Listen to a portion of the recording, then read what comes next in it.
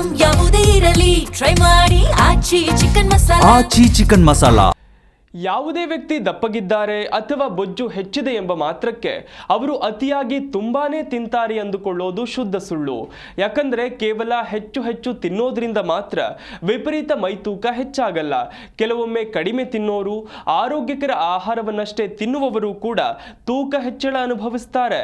ಇದರ ಹಿಂದಿರುವ ಕಾರಣ ಬರೀ ಆಹಾರವಲ್ಲ, ನೀವು ಯೋಚಿಸಿಯೂ ಇರದ, ನಿಮಗೆ ತಿಳಿದಿರದ ಇನ್ನೂ 10 ಅಂಶಗಳಿವೆ. ಆ ಬಗ್ಗೆ ಹೇಳ್ತೀವಿ, ಈ ವರದಿ ನೋಡಿ.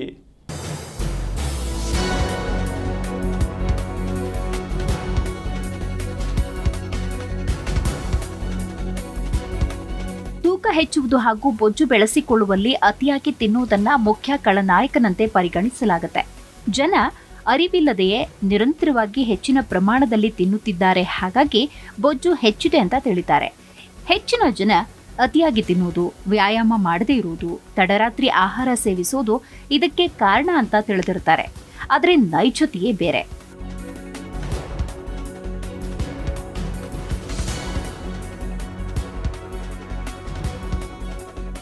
ತೂಕ ಹೆಚ್ಚಾಗುವುದು ಎಲ್ಲರೂ ಅರ್ಥ ಮಾಡಿಕೊಳ್ಳುವ ವಿಷಯಗಳಲ್ಲಿ ಒಂದಾಗಿದೆ. ಹೆಚ್ಚಿನ ಗೊಂದಲಗಳು ಪ್ರಾರಂಭವಾಗುವುದು ಇಲ್ಲಿಂದಲೇ. ಒಂದು ಸಾಮಾನ್ಯ ತಪ್ಪು ಕಲ್ಪನೆ ಅಂದ್ರೆ ತೂಕ ಹೆಚ್ಚಾಗೋದು ಯಾವಾಗಲೂ ಅತಿಯಾಗಿ ತಿನ್ನೋದ್ರಿಂದ ಆಗುವುದು ಅಂತ. ಯಾರಾದ್ರೂ ತೂಕ ಹೆಚ್ಚಿಸ್ಕೊಂಡಿದ್ರೆ ಅವರು ನಿರಂತರವಾಗಿ ತಿಂಡಿ ತಿಂತಿರ್ಬೇಕು ಅಥವಾ ಇಚ್ಛಾಶಕ್ತಿಯ ಕೊರತೆಯನ್ನ ಹೊಂದಿರಬೇಕು. ಆದರೆ ದೇಹಗಳು ಕ್ಯಾಲ್ಕುಲೇಟರ್ಗಳಲ್ಲ. ಯಾರಾದ್ರೂ ಕಡಿಮೆ ಪ್ರಮಾಣದಲ್ಲಿ ತಿಂದ್ರೂ ತೂಕ ಹೆಚ್ಚಾಗಬಹುದು.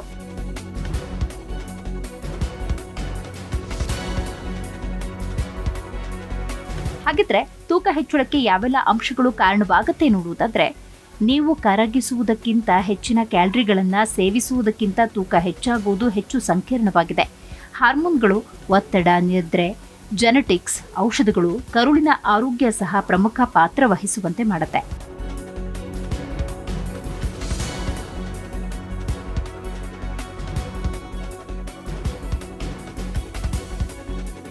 ಹಾರ್ಮೋನುಗಳ ಪ್ರಮಾಣ, ನಿಮ್ಮ ದೇಹದ ಚಯಾಪಚಯ ಕ್ರಿಯೆ, ನೀವು ನಿಮ್ಮ ಜೀವನವನ್ನ ಹೇಗೆ ನಡೆಸ್ತೀರಿ, ಔಷಧಿ ಹಾಗೂ ಅಸ್ತಿತ್ವದಲ್ಲಿರುವ ಅನಾರೋಗ್ಯ ಸೇರಿದ ಹಾಗೆ ಎಲ್ಲವೂ ನಿಮ್ಮ ತೂಕದ ಮೇಲೆ ಪರಿಣಾಮ ಬೀರುತ್ತೆ. ಹೀಗಾಗಿ ನೀವು ನಿಮ್ಮ ತೂಕದ ಬಗ್ಗೆ ಕಾಳಜಿ ವಹಿಸಬೇಕಾದ್ರೆ ಇಂತಹ ಹಲವು ಅಂಶಗಳನ್ನ ಪರಿಗಣಿಸಬೇಕು.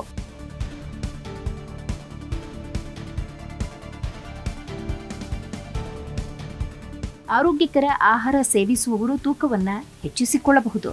ಹೌದು, ಆರೋಗ್ಯಕರ ಆಹಾರ, ನಿಯಮಿತವಾಗಿ ವ್ಯಾಯಾಮ ಮಾಡುವ ಜನ ತಮ್ಮ ನಿಯಂತ್ರಣದಲ್ಲಿಲ್ಲದ ಆಂತರಿಕ ಅಂಶಗಳಿಂದ ವಿವರಿಸಲಾಗದ ತೂಕ ಹೆಚ್ಚಳವನ್ನು ಅನುಭವಿಸಬಹುದು.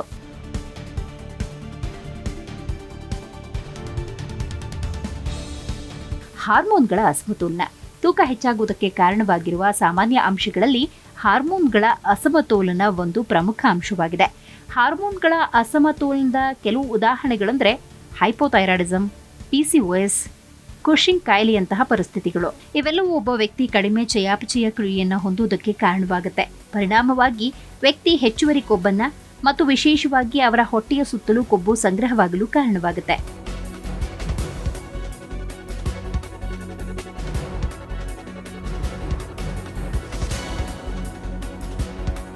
ಔಷಧಗಳ ಬಳಕೆ. ತೂಕ ಹೆಚ್ಚಾಗಲು ಮತ್ತೊಂದು ಹೆಚ್ಚಾಗಿ ಕಡೆಗಣಿಸಲ್ಪಡುವ ಕಾರಣ ಅಂದರೆ ಔಷಧಗಳ ಬಳಕೆ. ತೂಕ ಹೆಚ್ಚಾಗುವುದರಿಂದ ಅಡ್ಡ ಪರಿಣಾಮಗಳಿಗೆ ಕಾರಣವಾಗುವ ಔಷಧಗಳಲ್ಲಿ ಸ್ಟೆರಾಯ್ಡ್ಗಳು, ಖಿನ್ನತೆ ಶಮನಕಾರಿಗಳು, ಆಂಟಿಸೈಕೋಟಿಕ್ ಔಷಧಗಳು, ಕೆಲವು ರಕ್ತದ ಒತ್ತಡದ ಔಷಧಗಳು ಸೇರ್ಕೊಂಡಿವೆ.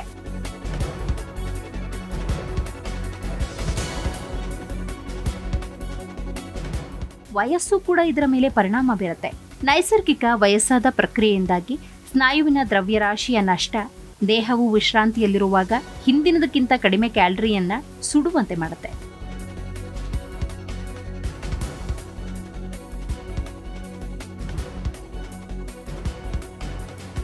ದೀರ್ಘಕಾಲದ ಒತ್ತಡ. ನೀವು ತೀವ್ರ ದೀರ್ಘಕಾಲದ ಒತ್ತಡದಲ್ಲಿದ್ದಾಗ ದೇಹಕ್ಕೆ ಬಿಡುಗಡೆಯಾಗುವ ಹಾರ್ಮೋನ್ ಕಾರ್ಟಿಸೋಲ್ ಆಗಿದ್ದು, ಇದು ಹಸಿವನ್ನ ಹೆಚ್ಚಿಸುವುದಕ್ಕೆ, ನಿಮ್ಮ ದೇಹದಲ್ಲಿ ಹೆಚ್ಚಿನ ಕೊಬ್ಬಿನ ಶೇಖರಣೆಯನ್ನು ಉತ್ತೇಜಿಸುವುದಕ್ಕೆ ಸಹಾಯ ಮಾಡುತ್ತೆ.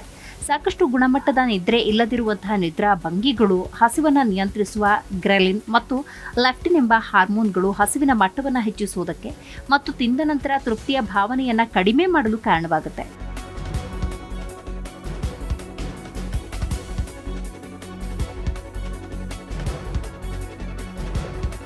ಉಪ್ಪು ಸೇವನೆ. ಕೆಲವು ಸಂದರ್ಭಗಳಲ್ಲಿ ದ್ರವದ ಧಾರಣ ಕೊಬ್ಬಿನ ಬದಲು ಹಠಾತ್ ತೂಕ ಹೆಚ್ಚಳಕ್ಕೂ ಕಾರಣವಾಗುತ್ತೆ. ಇದು ಹೆಚ್ಚಿದ ಉಪ್ಪು ಸೇವನೆ ಅಥವಾ ಹೃದಯ ಅಥವಾ ಮೂತ್ರಪಿಂಡದ ಸಮಸ್ಯೆಯಿಂದ ಆಗಿರಬಹುದು. ಈ ಅಂಶಗಳ ಜ್ಞಾನ ತೂಕ ಹೆಚ್ಚಾಗುವುದಕ್ಕೆ ಹಲವು ಕಾರಣಗಳ ಬಗ್ಗೆ ಹೆಚ್ಚಿನ ತಿಳುವಳಿಕೆಯನ್ನು ನೀಡುತ್ತೆ ಮತ್ತು ತೂಕ ಹೆಚ್ಚಾಗುವುದು ಕೇವಲ ಹೆಚ್ಚು ತಿನ್ನೋದ್ರಿಂದ ಮಾತ್ರ ಆಗೋದಿಲ್ಲ ಅಂತ ತೋರಿಸುತ್ತೆ.